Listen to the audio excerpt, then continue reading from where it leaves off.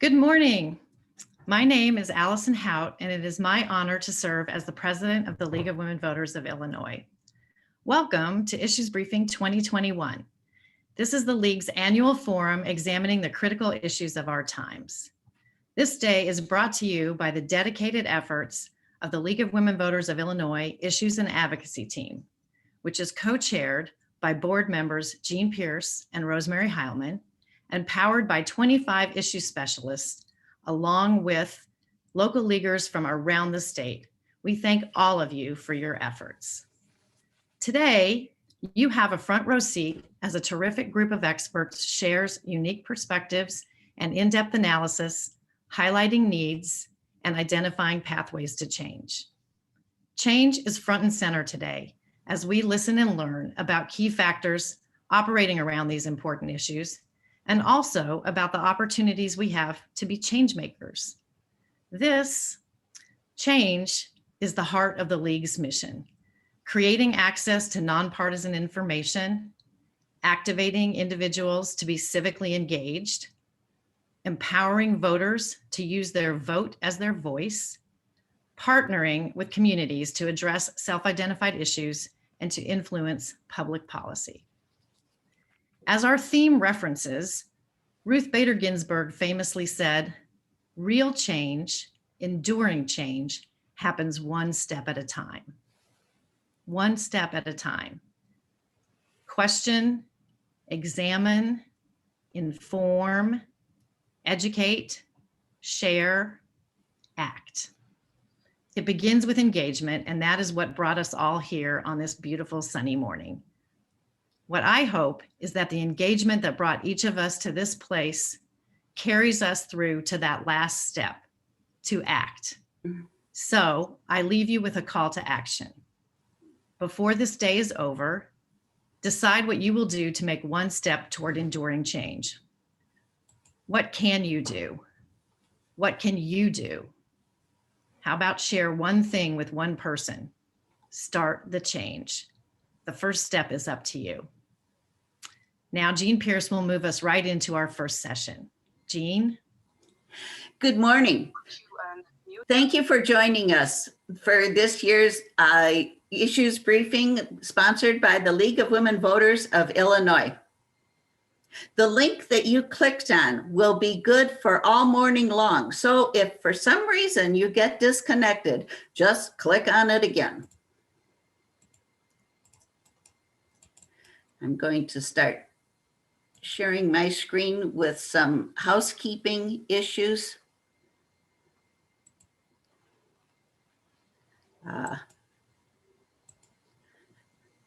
Okay, so this morning we're inviting you to join us for 3 programs. One addresses environmental issues, the second focuses on fiscal issues, and the third on affordable housing. We're recording each session and they will be available on the League's website. While our speakers are talking, we invite you to click on the chat at the bottom of your screen and type in your own questions. Issue specialist Laura Davis will be monitoring the chat. Also, if you'd like to be part of the League's Google group on climate, please type your email in the chat. Our first program is titled Restoring Environmental Stewardship and the Pursuit of Eco-Justice. We regret that Juliana Pino is not able to join us today, but she has a really good excuse. She's having a baby. Now, I welcome Bill Kale, issue specialist for the League of Women Voters of Illinois, who will introduce our speakers. Welcome, everyone, and thank you, Jean. It's my pleasure this morning to introduce Gregory Norris, the president and founder of ACES for Youth, based in Alton, Illinois. ACES is the area consortium of educational services, and they support service and action in the community through training and mentoring youth. Gregory serves on the Illinois Environmental Protection Agency as an advisory commissioner. He is also the Downstate Caucus elected representative to the steering committee of the Illinois Clean Jobs Coalition. As a retired member of the United States Marine Corps, Under President Obama's administration, he attended 2 sponsored White House meetings to gain knowledge on the implementation of President Obama's My Brother's Keeper program with Females Incorporated. Mr. Norris, the floor is yours. Thank you for that introduction. And I guess I'm going to say that I can be heard by the signs. Thank you for that. This wonderful opportunity to share my views as it relates to environmental justice, equity, equality. And I said that backwards because these are things that all people want: equality, equity, and justice. I'd like to do something a little bit different here in starting this session, and that is I'm going to show a short video, 3 minutes, just to set the stage of what is going to be presented.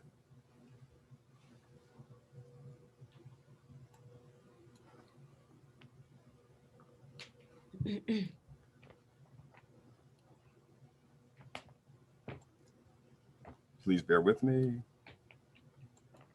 Here we are. And I'm hoping that I have hosting. Share my screen.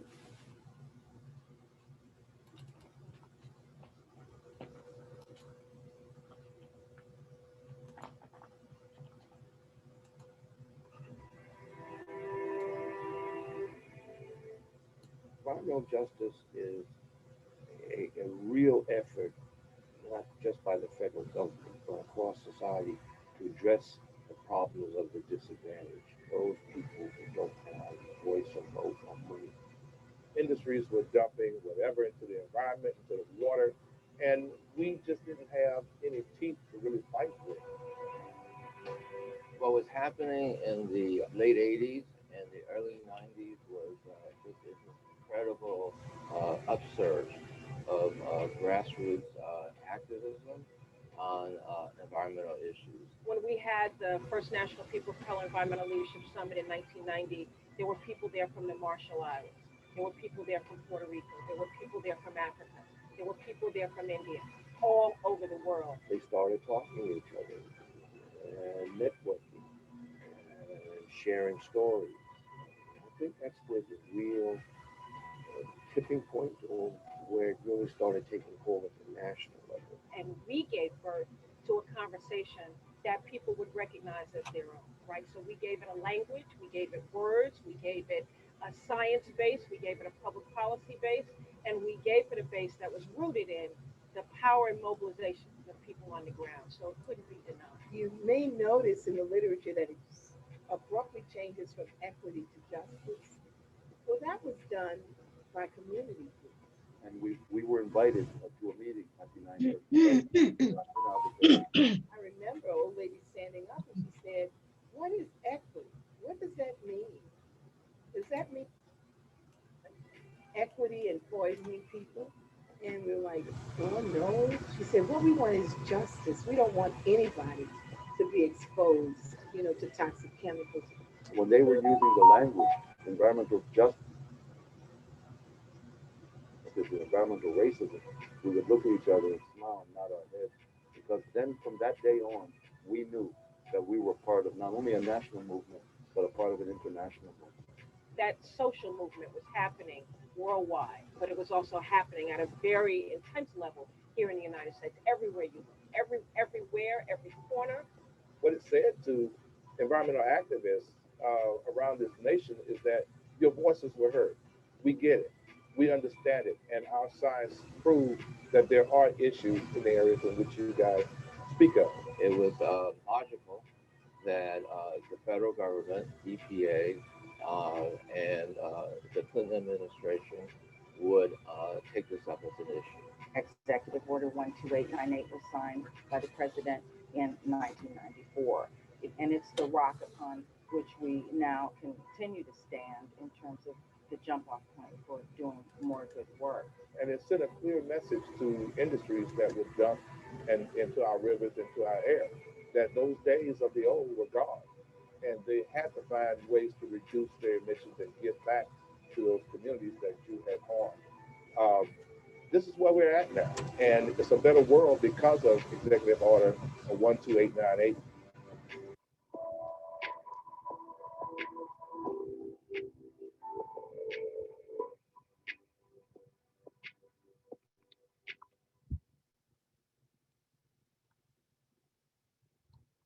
Now, that was a short clip. Can I still be?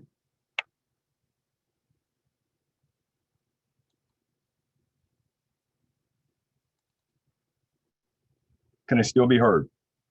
I'm not sure.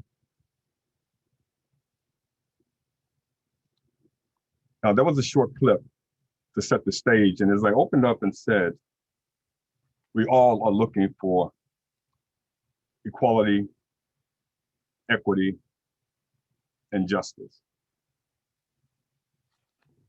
From the landing to the present. And why do I say that?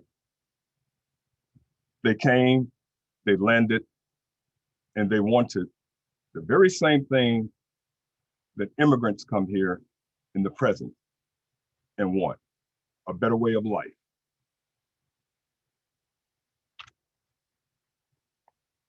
This is Warren County.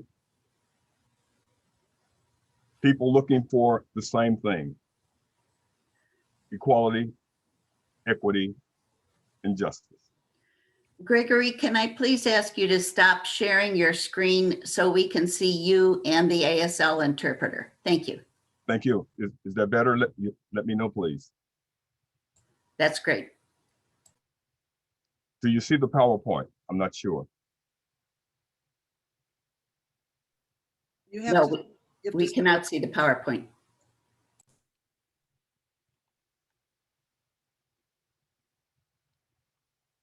Now, Please click on share screen, choose your PowerPoint and click on share. shared screen.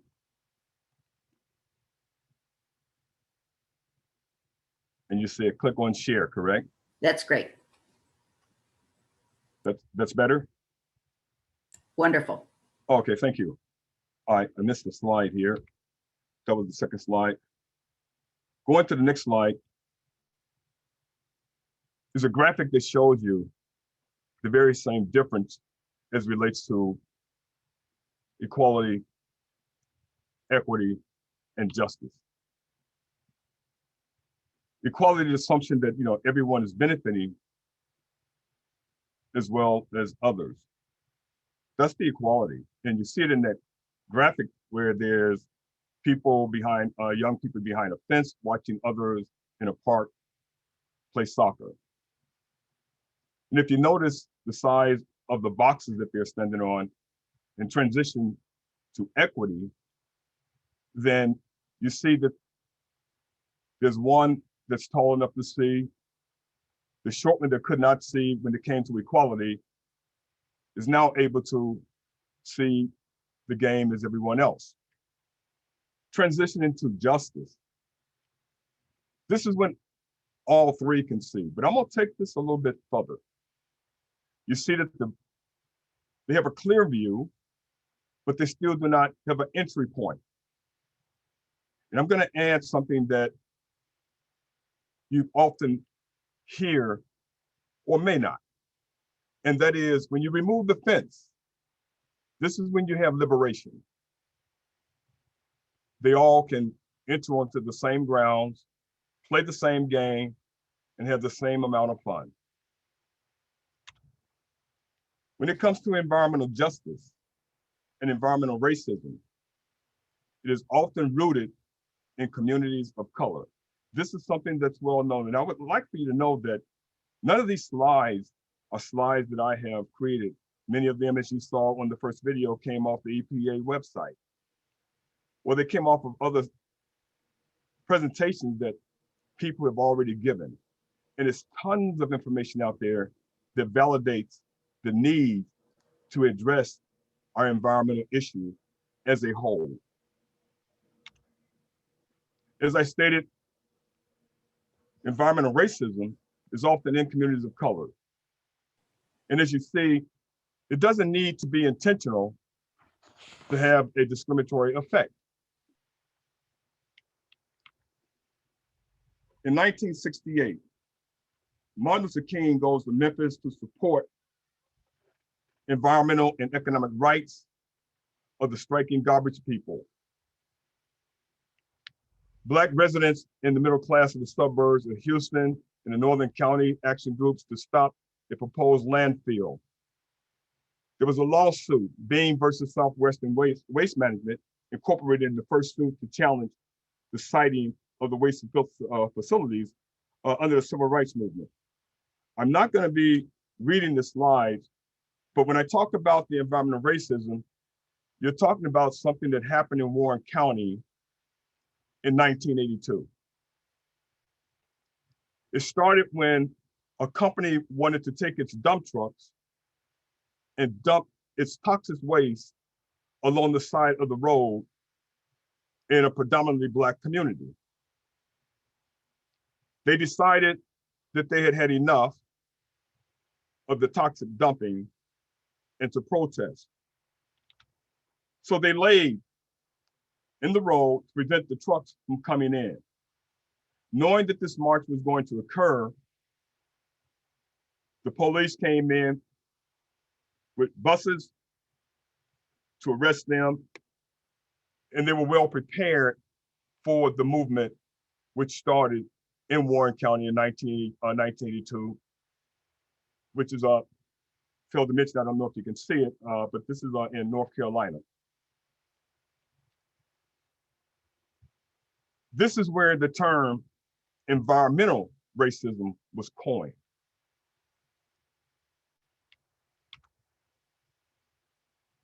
In 1987, the Commission for Radical Racial Justice published a toxic waste and waste report. And in their report, they found that, 20 years later, in the update of this report, you found that the factors that the classes of geography and hazardous waste disposal facility, again, were often in communities of color.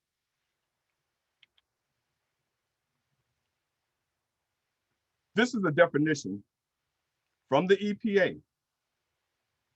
Environmental justice is the movement response to environmental racism.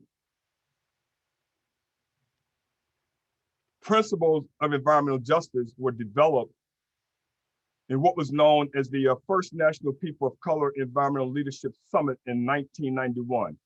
I don't want to say much on that because there's a young lady that lives in Chicago by the name of Cheryl Johnson, and her mother was very instrumental in the signing of some principles that came out of the first Environmental Justice Summit. Again, when I talk about the definition, I'd like for you to understand that these definitions were established by the institution. Principles came out of these definitions. One of the key missing parts when it comes to these principles, or even when we have executive orders that are signed, is that they do not come with policy. We have seen in the past, most recently, that you can have good executive orders signed, i.e. the former President Obama addressing the need for environmental change, and another president then comes in and they can roll back that executive order. This is what the recent president did. However, the present president, President Joseph Biden, has put us back on the road to addressing environmental justice, environmental climate. When I talk about the first national people of color, and you heard in the video, they came from all over. One of the disturbing parts is that here in the state of Illinois,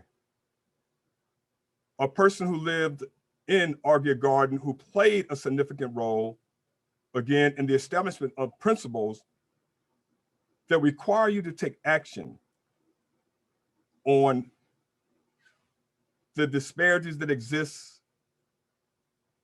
when it comes to where you choose to pollute or dump.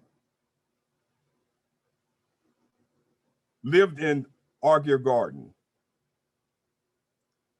in Chicago. I'm not sure if it's a suburb or outside of Chicago. And I have forgotten it at this older age because I was born there. The point that I want to make, at nearing 70 and being born there, it was a garbage dump then. In 1991, when the first National People of Color Summit occurred, it is still a toxic waste. My disturbance is that a person who has been born in the state of Illinois, and you very rarely hear about the person and what they did to move Illinois in the position of addressing the need for not only equality, equity, justice, but liberation for all when it comes to everyone wanting to live a quality life. When you come to these principles, there were 17 of them, and they established a preamble. And it's there, it's a powerful preamble. We the people gather together at this multinational People of Color Environmental Leadership Summit to begin to build a national and international movement of all people of color to fight the destruction and taking of our land and communities, do hereby reestablish our spiritual independence and sacredness of our Mother Earth. I'm not going to read it all because I'm sure that everyone on here can read. My point is that fast forwarding to today's environment, as we, the people of the state of Illinois,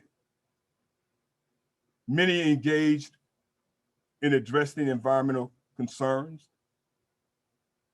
Coalitions are out there pushing forward bills, wanting to try to lead the way for a nation and set the example for others to follow, are struggling to get our political leaders to act at the pace that's needed. When you go into an organization and you hear these principles, it is often because, as I said before, the policies are not there. But I would like to appeal to people on this call, recognizing and being able to acknowledge, as I said earlier, that executive orders can be rolled back. We must begin to set policies in place that support the principles. And why? Because in a norm, it is principles that support policies. So this is the people's work at their best, making policies that will give ways to take action. And this is what I call the 17 principles, a way to take action on things that needs to be addressed. And just to read a few of them, environmental justice affirmed the sacredness of mother, ecological unity, and the independence of all species and the rights to be free from ecological destruction. I want to see if I can find number 11 of the 17 principles. Environmental justice must be recognized, a special legal and natural relationship of Native people to the US government through treaties, agreements, compacts, and covenants affirming sovereignty and self-determination. Again, this is something that we all want. And the only way that we're going to get this right is to be willing to do it right as it concerns us all. There are another set of principles out here that I'm quite sure Ms. Juliana Pina would be speaking on, and they are called the Jimenez principles. The principles are principles that help you to organize people and to give guidance on how to work with other groups, to give the understanding that people need to be able to speak for self. So when I often look at the Jimenez principles, one of the best ones I found in there is that one to say, allow the people to speak for themselves. But to do that, you have to be willing to offer not only a principle, but the space. And then to recognize that when it comes to equality, I may not be in the same position that others are in to even come to that space. So my point being is that you just can't want to have a principle. You have to be willing to act on them. You have to be willing to give yourself a self-examination as to whether or not you are taking action on principles that are promoted. When I came across the 17 principles, I was convinced that this is something that I would use in ACES for Youth to guide the young to take the appropriate action, to take the right civil action in dealing with local, state, and federal government. As you have most recently seen, being able to understand how to deal with government is important. January the 6th speaks to that. So with the 17 principles here, I have decided that we will do everything that we can to take these principles into the schools and begin to teach civic engagement. And I would like to say that that's working pretty well when we find ourselves in the school in Southern Illinois, and we find ourselves in the schools in Madison County, giving our young ones the space they need to speak for self, the base or the foundation they need to stand on and represent self. And not to just say that I'm following principles, but to say that I want to show you how to organize, how to come together, how to work together, and take on a challenge that requires us all to participate in, because the equality, the justice, and for some, the liberation we all want.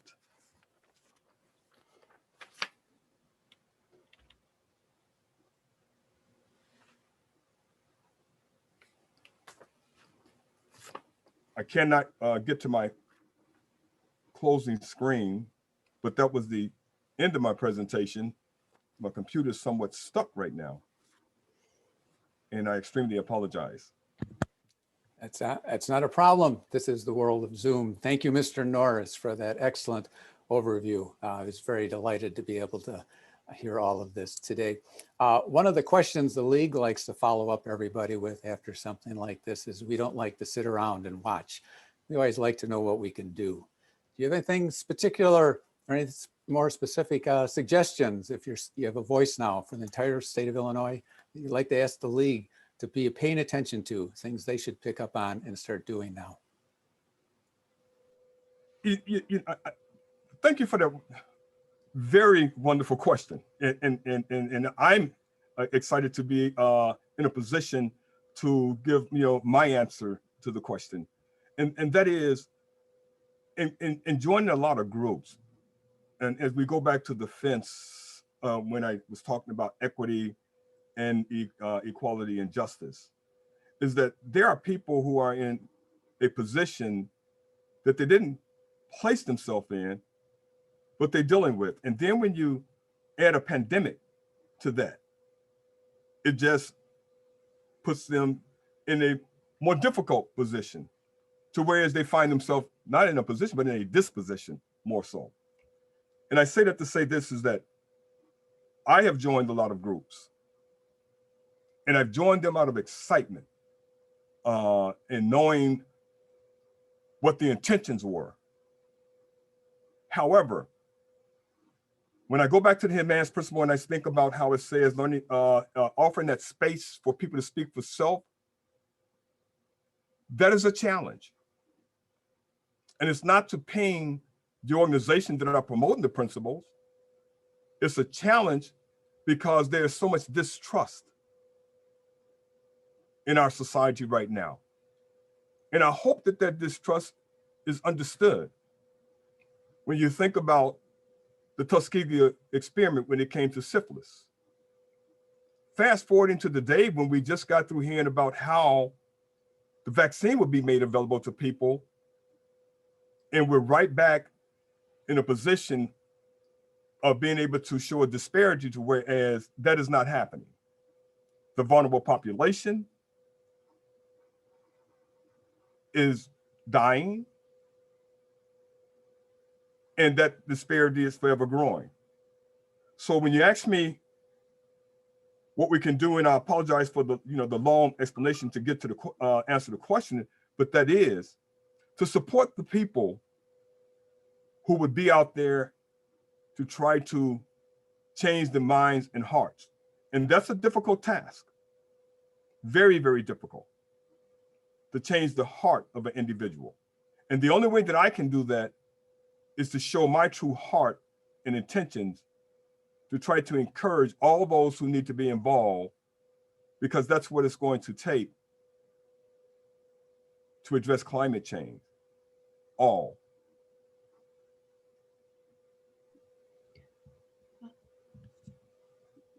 Gregory, I have a question here. It's asking about other groups that may be giving presentations that are not helpful. How do you address that? Other groups that are giving presentations that are not helpful? Yeah, for environmental justice, such as Department of Energy or other stuff. Yes, that I had that on my screens, but it's saying these are people who are out there giving presentations, and they're part of the institution. And they're promoting things that are not true. How do you address that? The only thing I can think of, and again, that I try to do very much, but it's challenging again, and that is to give truth more so than to fight the lie, but to give valid information so that people can make a conscious decision. And that's where I find myself today, even when it comes to the vaccine and having the opportunity to work with the Department of Health, is that I have to read data. But as I read that data, I would not tell someone to take the vaccine, but I will try to give them the knowledge they need to make a conscious decision. And that's the way that I would address all the companies out there that are giving presentation, misleading information and misguiding the people, is to try to give them that right knowledge they need to make that conscious decision. And in many cases, it has to be the right person that takes that knowledge to the people who are often in apprehension or skeptical about accepting the truth when they have experienced so many untold truths. One more question, Mr. Norris. Can you tell us a little bit about what's happening with ACES for Youth? How are the children seeing what's happening around them? What do you see happening to them? Well, as I mentioned during the presentation, and again, thanks for all the wonderful questions, and I'm really glad to share what we're doing with ACES. And during the presentation, I mentioned that we're outlining a pilot program to go into the schools. And right now, we're in 9 schools and growing. And the idea is to reach the children and again, give them that truthful information as to where we came from or how we came to be here, how everything was formed, and most importantly, where we're at today, knowing that people have the right to difference of opinion. But it's the way that you address those differences that will make the best improvement as to what needs to be done in addressing climate change. So in the schools, we teach civic engagement, and we're starting to teach racial healing.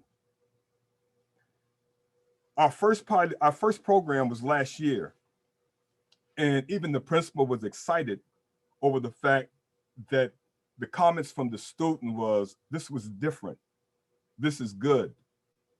When is our next session?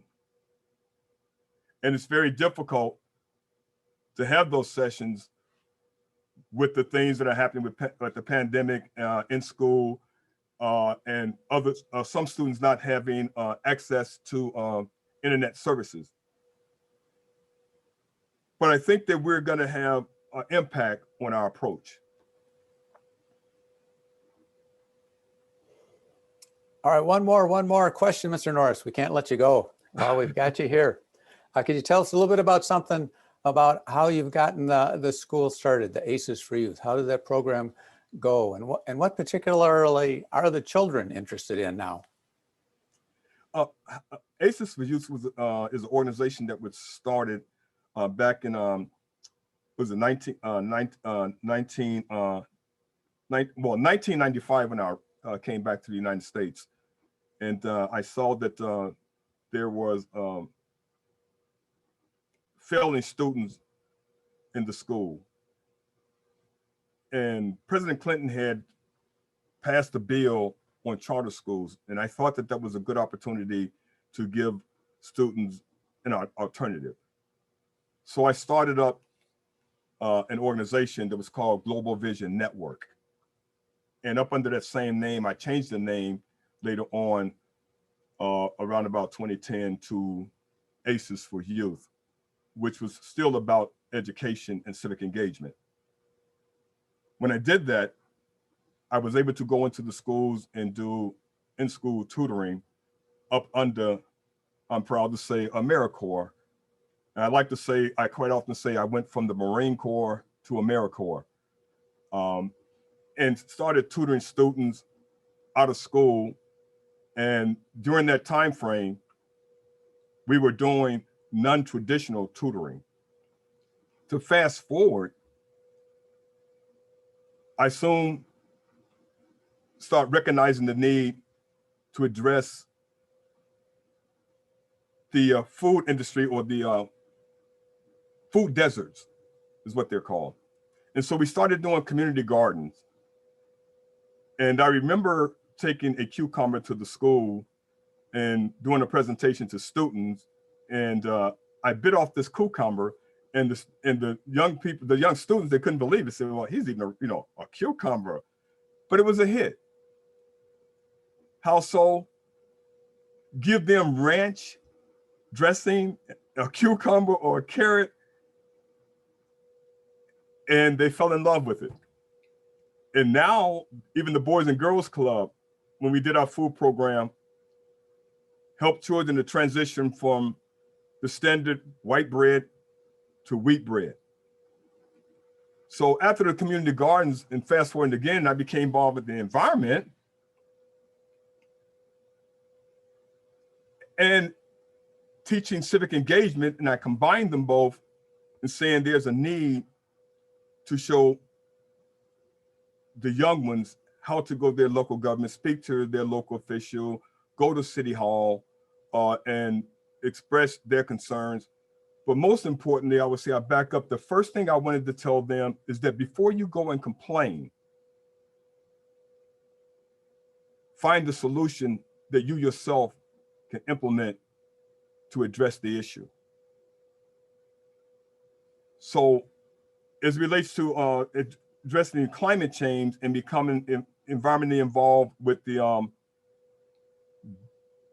bills or other coalitions out there, such as the Illinois Clean Jobs Coalition and the Downstate Caucus, in which we are a part of, some of us on this call, I began to say that the youth were missing.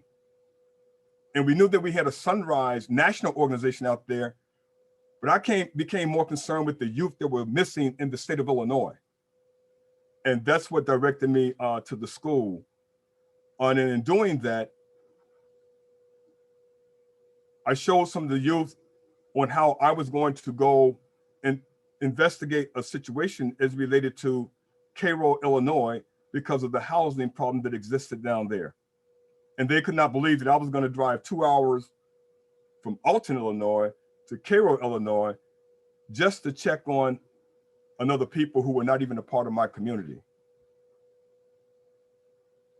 That ignited them to want to become more civically engaged. And so that was about 6 years ago. And so I started taking them to City Hall and they began to speak.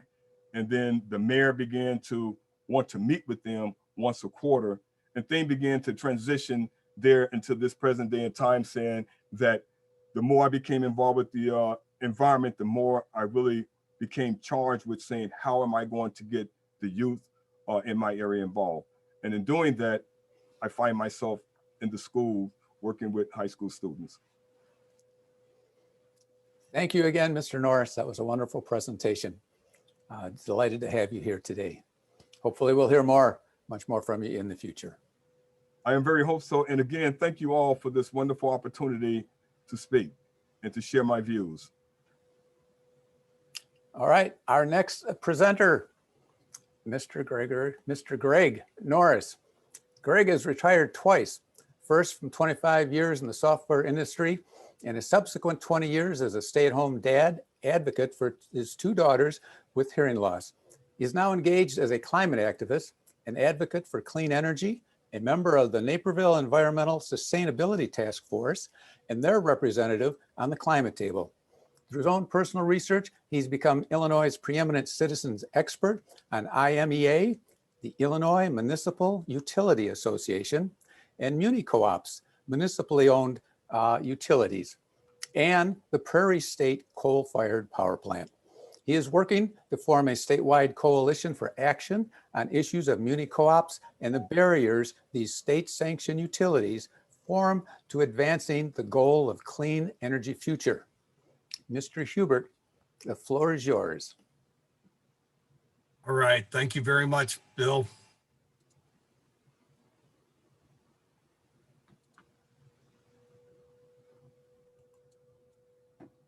Is everybody seeing my my slides okay? Just fine, Greg. Okay, great. Good morning, everyone. And thank you again for inviting me to share with you on this subject of Illinois Muni Co-op electric utilities and barriers to renewable energy. Like Bill said, I'm a citizen of Naperville. I wear a few hats. One of them is member of the Naperville Environment and Sustainability Task Force. I like to say that when you get a little bit older like me and the hair on your head is getting thinner on top, a collection of hats is a pretty good thing to have.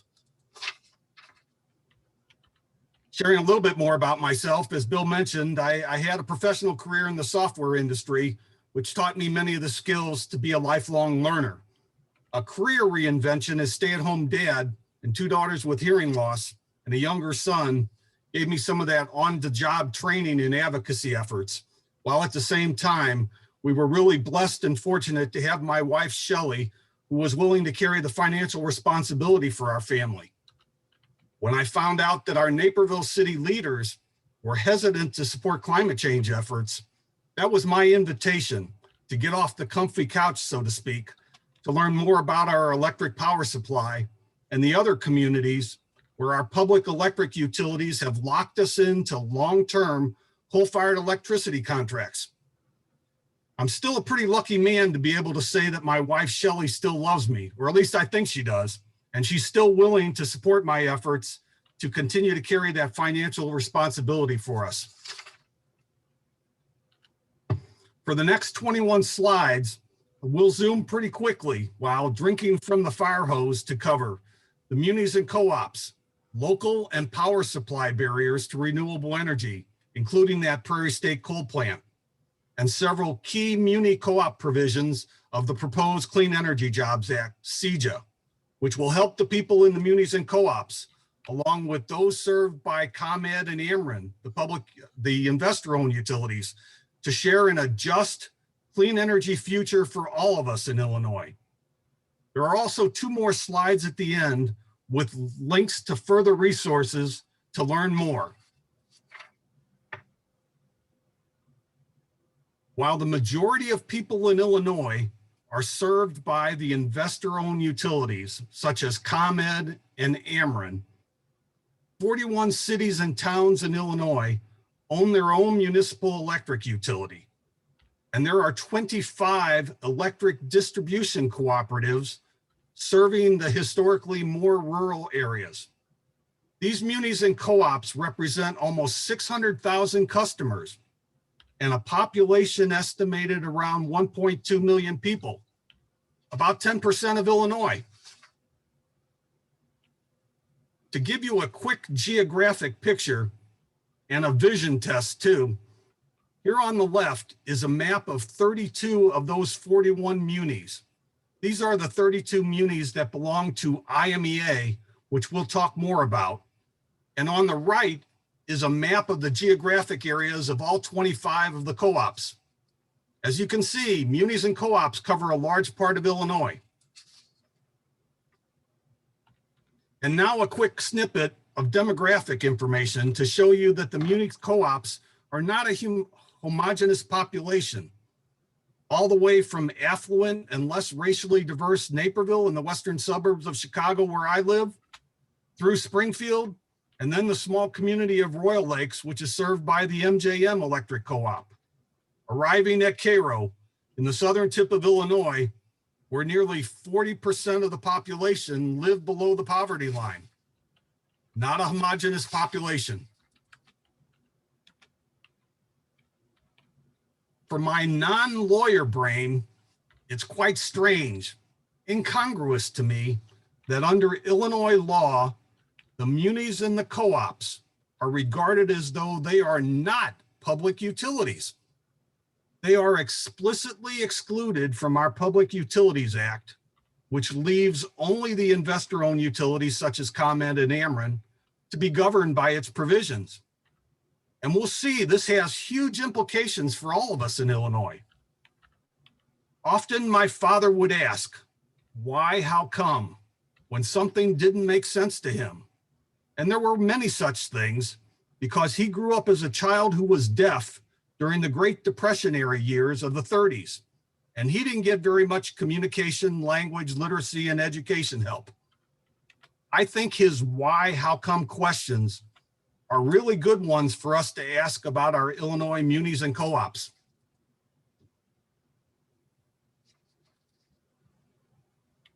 Unlike those investor-owned utilities, ComEd and Ameren, which I mentioned, the munis co-ops were not broken apart from their power supply by the 1997 Illinois Rate Relief Law. They remain vertically integrated monopolies with responsibility and authority for the power supply all the way to delivery to the customer, including those very important dollars and cents issues of rates and billing. Muni co-op ratepayers have some gaping vulnerabilities that ComEd and Ameren ratepayers don't have. There's no choice of alternative suppliers.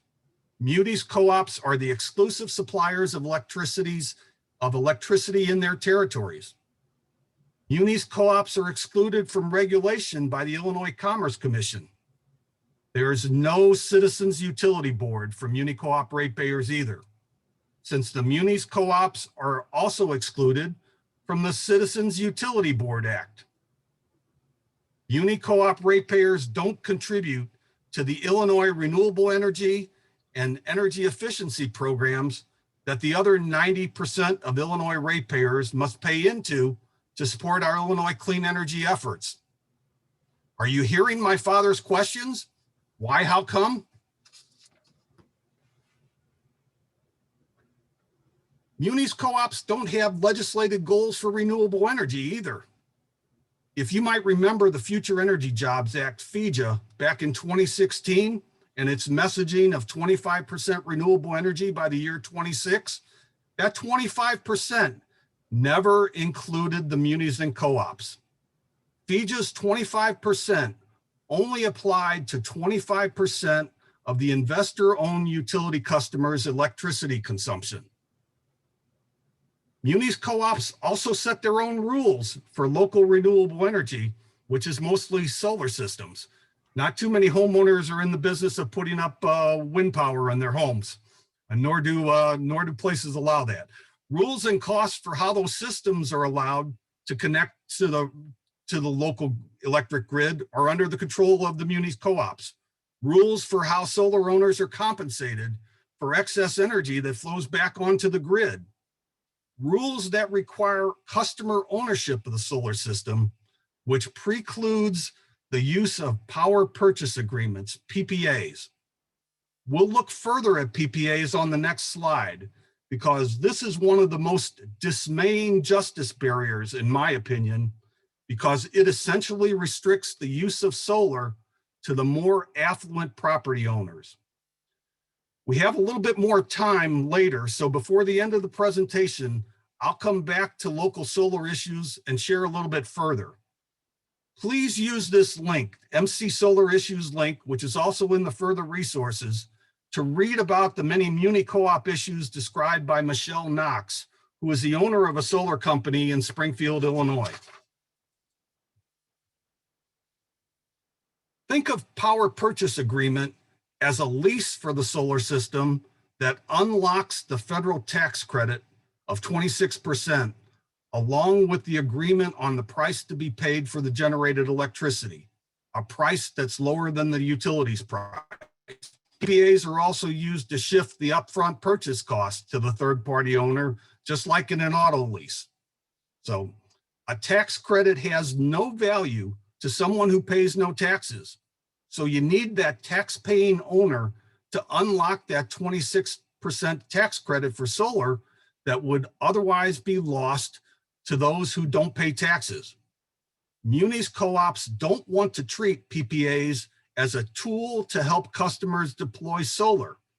Instead, it seems to me like they pull out stone tablets of Illinois law carved with words like, "The munis co-ops shall have the exclusive right to supply electricity in their territories." Looking at the numbers to understand what happens without a PPA, the net cost for a solar system to a taxable entity is 100% minus the 26% tax credit, which equals 74% net cost to somebody who pays taxes. A school, a church, or any other tax-exempt organization would have to pay the full 100%. That means a 35% higher cost for the school or church, since 100 divided by 74 equals 1.35.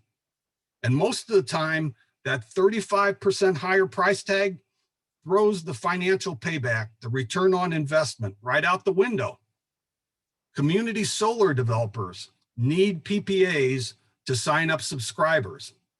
Vendors in the Illinois Solar for All program that's targeted at low-income populations need the use of PPAs too. In Naperville, we have almost 350 homes with solar now, but none of our public schools and none of our churches have solar. That is, except for one church that just happens to be in a small part of Naperville, in unincorporated Naperville, that's served by ComEd. So it was able to use a PPA. Like me, are you now also thinking, why, how come? Most munis and co-ops join larger groups to collaborate in large utility scale plants and power supply contracts. 35 of our Illinois munis belong to joint municipal electric power agencies, also known as joint action agencies, JAAs. 20 of our Illinois co-ops belong to generation and transmission cooperatives, known as GNTs. 11 of them are not. Here are some examples that are different. Springfield's CWLP utility is not a JAA member. It owns and operates its own fossil fuel power plants, mostly coal. REC, the Rural Electric Convenience Cooperative, is not a GNT member, and it buys its power from an independent energy supplier. The city of McLeansboro has a power supply contract with a GNT instead of being a member of a JAA. Geneva is an example of a member of a JAA, but it also gets additional power from independent energy companies and also runs its own natural gas generator. In Illinois, we have 2 JAAs, IMEA with 32 members that we saw earlier on the map, including my city of Naperville, all the way down to Cairo in Southern Illinois. NIMPA, Northern Illinois Municipal Power Agency, has 3 members, Batavia, Geneva, and Rochelle. We have 2 GNTs in Illinois. 10 co-ops belong to Prairie Power, PPI. 7 co-ops belong to Southern Illinois Power Cooperative, SIPC, which also supplies power to that muni, McLeansboro, the city of McLeansboro. There's also a GNT headquartered in Indiana, Wabash Valley Power Alliance, WVPA, that has 3 member co-ops in Illinois too. Here's where understanding the JAAs and GNTs gets really important. Those utility scale plants and contracts involve expensive long-term capital investments and long-term borrowing to match. Therefore, members have to sign up for decades-long contracts to pay for those investments. Naperville's IMEA contract was signed in 2007 and ends in 2035 at the earliest, with 5 years advance notice to terminate. I haven't seen other contracts, but I understand some are even longer in some of the other JAAs and GNTs. Most contracts are known as full requirement contracts, which means the members have to buy all their power from their JAAs or GNTs. NIMPA is structured a little bit differently. NIMPA further subdivides its only asset, a share of the Prairie State plant, among the 3 members who then supplement with additional power supply on their own if needed. If you remember that example of Geneva that I mentioned earlier. That combination of decades-long contracts involving huge investments, along with the absence of renewable energy requirements goals, effectively serves as one of the major barriers to the growth and transition to renewable energy by the muni co-ops. They're heavily invested in coal. Today's IMEA's electricity mix is over 80% coal. Prairie State, abbreviated as PSEC, is almost half of IMEA's 80%. For the other 2 GNTs and JAA, we know their coal capacity, but not their actual electricity that's generated from that capacity. PPI's capacity is 40% coal, all from Prairie State. SIPC's capacity is 58% coal, over half of it from Prairie State. NIMPA is 100% Prairie State, although 2 members get additional power from non-coal resources too. 5 out-of-state JAAs and GNTs also own shares of Prairie State too. As you can see, our munis and co-ops are heavily invested in coal, especially the Prairie State coal plant. According to the US EPA's emissions and generation database, our statewide electricity mix averaged only 31.7% in 2018, the latest published year. And in 2019, I believe it's 4 of the Vistra coal plants closed in Illinois. So that number is continuing to drop further. Prairie State promotes itself as state-of-the-art clean coal generation and an important provider of good jobs in Illinois, while not mentioning at the very same time that Prairie State is also our state's largest emitter of greenhouse gases, ignoring for the moment all the other toxic co-pollutants and coal ash. That 12.573 million metric tons of CO2 is roughly equivalent to burning 1.4 billion gallons of gasoline. Huge number. Let's look a little further at Prairie State. It's both a mine and a power plant at the same location. That's why it's called a mine mouth plant. Completed in 2012 with a total price tag of nearly $5 billion. Even though it's owned by 9 public power JAAs and GNTs, Prairie State confidentiality agreements, plus assertive use of open meetings exclusions and Freedom of Information Act exceptions by the owners, result in very limited financial and operations transparency for the muni co-op ratepayers and the general public. Prairie State employs 600 people, and you can appreciate how a $5 billion plant is of huge importance to the community's property tax base too. Less than 10 years after startup, forecasts continue regarding the inevitable decline of coal-fired electricity. Many coal plants are shutting down simply because they are no longer economic to operate. There's evidence now that Prairie State has already fallen below the break-even point, such that market purchase prices of electricity would be less expensive for the muni co-op ratepayers. But those muni co-op ratepayers don't have that choice. If you'd like to look further at this, there's a link to a break-even analysis in the further resources of this presentation. A potential further concern for muni co-op ratepayers is the carbon capture project at Prairie State.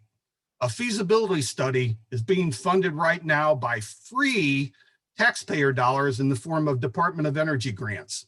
It won't continue to be free when over $1 billion of construction costs and ongoing operational costs are passed on to the captive muni co-op ratepayers. As a final note on Prairie State, the Clean Energy Jobs Act, CEJA, was refiled 10 days ago in the new Illinois General Assembly. A key CEJA pillar is the support for a just transition of workers and communities who are impacted by the inevitable financial and environmental closure of fossil fuel plants. CEJA's target for all fossil fuel plants in Illinois is 2030.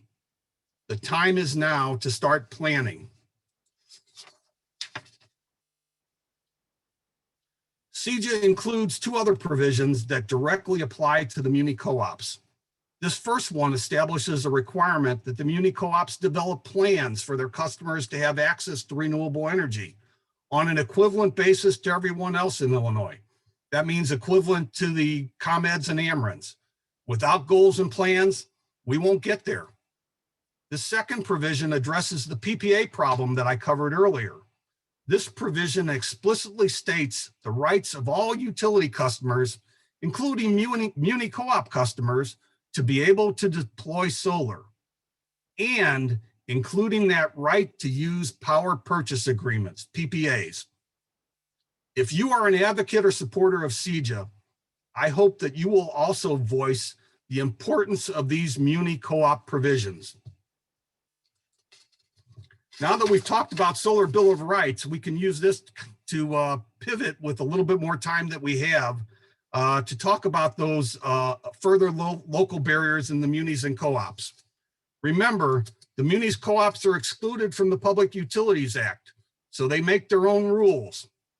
As citizens, it should be important for us to understand the muni co-op goals and plans, even if we have no plans to deploy a solar system ourselves. On the last slide, I'll cover some further details, but I'm going to count on you reading solar vendor Michelle Knox's document to learn more about these issues.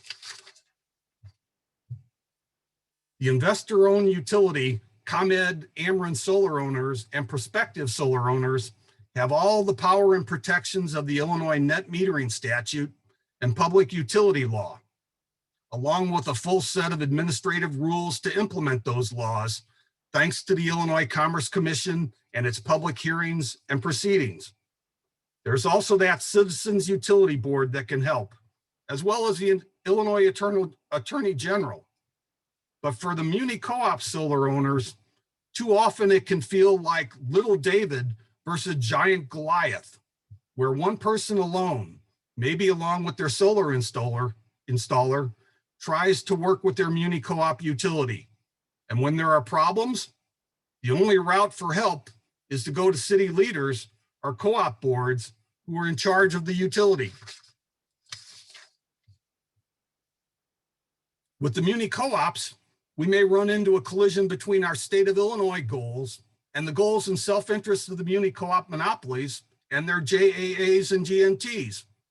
In the very beginning, in the findings section of our state laws, we can read the purpose and high-level goals. The net metering statute and FEJA tell us solar systems can encourage private investment in renewable energy resources, stimulate economic growth, enhance the continued diversification of Illinois' energy resource mix, and protect the Illinois environment. CEJA strives for more. It talks about the clean energy economy in Illinois being a vehicle for expanding equitable access to public health, safety, a clean environment, quality jobs, economic opportunity, wealth building, and in particularly economically disadvantaged communities and communities of Black, Indigenous, people of color that have had to bear the disproportionate burden of dirty fossil fuel pollution that Gregory Norris told us about. Do our munis and co-ops, JAAs and GNTs share the same goals? Or does self-interest and monopoly power have them pointing in a different direction? Very hard to know when they won't tell us their renewable energy goals. Are they resistant to the dramatic changes that we're seeing? Are they stuck in a fossil fuel mindset and worldview? Is protecting the monopoly the #1 goal? Are long-term contracts getting in the way? Or a shortage of staff and expertise in very small utility operations? Are they influenced by the JAAs and GNTs who maybe see their business shrinking as more local renewables are deployed? All good questions, and I'm sure many more, and answers that we as citizens need from our public utilities. All muni co-ops are not the same. Some are doing better than others. We've talked about PPAs already. The lack of written policies is a problem even in Naperville.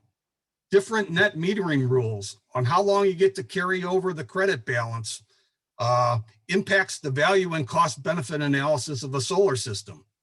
Some muni co-ops charge expensive fees to connect the system, as well as additional monthly fees. Most muni co-ops describe a percentage of their total power capacity, 2 to 5% they will support for net metering. But what happens next after they hit that limit is going to be decided in 66 different ways by 66 different munis and co-ops instead of one Illinois Commerce Commission. One of the most troublesome issues to me is lack of grandfathering protections and the possibility that net metering policies or fees will be changed even for existing system owners, which is going to impact the financial payback on investments that they've already made. Again, if you're interested in learning more, please read Michelle's document. I hope this drinking from the fire hose presentation has been valuable to all of you. Now at the end, I hope you'll agree that it's important for all of us in Illinois to join together, the munis, the co-ops, and the investor-owned utilities, as we strive for that just, clean energy future for all of us in Illinois. I love this paragraph written by the Downstate Caucus of the Illinois Clean Jobs Coalition that Gregory mentioned. Given our current scientific knowledge of climate change, environmental destruction, and damage to health, no consumer in Illinois should be compelled to buy electricity sourced primarily from coal and other fossil fuels. Muni co-op customers are not a homogeneous population. An inclusive and just transition should not be constrained by utility boundaries. All Black, Brown, and Indigenous people must have equal access to renewable energy, energy autonomy, and the clean energy economy.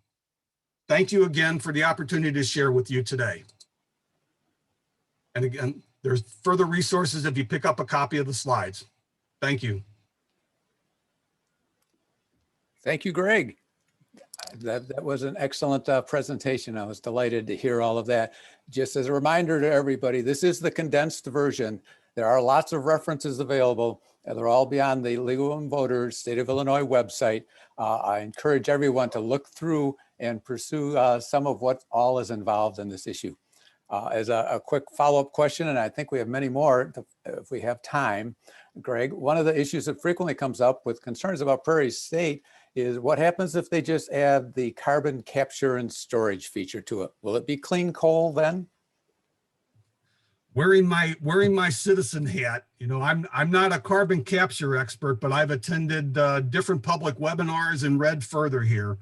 And to me, the major consequence is the extremely high cost of the technology. We need carbon capture technology, but it doesn't make sense. It doesn't make economic sense for ratepayers to have to pay for the additional cost of carbon capture on coal-fired plants when replacement with renewable energy would be a better deal. You know, I mentioned over $1 billion, I think, in my presentation. That was the cost for the Petronova Texas project that shut down last year because it wasn't economically viable. And Naperville leaders were told by IMEA last year that the Prairie State project would be based on the same technology as Petronova. Independent estimates run as high as $3 billion for this proposed San Juan coal plant carbon capture project in New Mexico. And it's even a smaller plant than Prairie State. You know, coal plants are in competitive situations they're closing because they can't compete. But in the case of a plant like Prairie State, it's not in a competitive situation. The muni co-op ratepayers are locked into these contracts here. So from my perspective, captive ratepayers should not be forced to pay for these projects. And I guess the other part, Bill, if I remember correctly in your question, was is it still clean coal? It only captures the CO2. Those toxic co-pollutants and coal ash are not improved at all by carbon capture. Thanks, Greg. There's kind of a series of questions in the chat that are asking, what was the benefit of these muni co-ops in the beginning, and why did they start in the first place, and how can you get out of them? Well, I think we would go back in history, you know, what was the benefit of them here? You know, I think Naperville's electric utility, as well as Bill's Geneva, been around for 150 years, going back to the time where electrification first started happening. And I think that historically, some of the cities decided not to allow their electric utilities to be bundled into the bigger utilities. They wanted local control. And I think that's still an important thing. In Naperville, we're very proud of our reliability here and our investment in smart grid technology here. We do an awesome job in terms of reliability here. But I think things have changed in terms of the power supply. It's one thing to have control over the local distribution network, but if you're only going to offer your customers coal for the power supply, it's time to deregulate them, just like happened with ComEd and Ameren. And I think in terms of the co-ops, you know, we go back historically, you know, the rural areas didn't have electricity, and these co-ops were formed to bring electricity to these rural areas here. And that's how they got formed. They provided a very important service, bringing electricity where they didn't have it. But now I think the issue is, are we only going to allow the munis and co-ops to be locked into these power supply contracts that are where we're drinking this coal-fired electricity? So I hope that answered the question. I think the solution is, from my perspective, to change the rules so that they're no longer the exclusive supplier. Allow them to be in control of the distribution network where they do a good job in many cases. But that power supply now is another issue, just like we did 20 years ago with ComEd and Ameren. Thank you very much. We truly appreciate Mr. Hubert and Mr. Norris joining us today. The links to the video, the principles, and the presentations will be available on the League of Women Voters of Illinois website. From the homepage, please scroll down to Issues Briefing and then click on Resources. If you have more questions that were not answered, I know that a number of people did have questions, please send them to issues@lwvil.org, and we will try to get answers for you. Again, if you would like to be part of the League's Climate Google group, please write your email in the chat.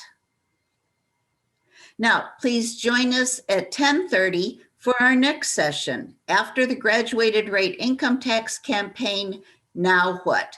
Thank you for joining us. We'll see you at 10:30.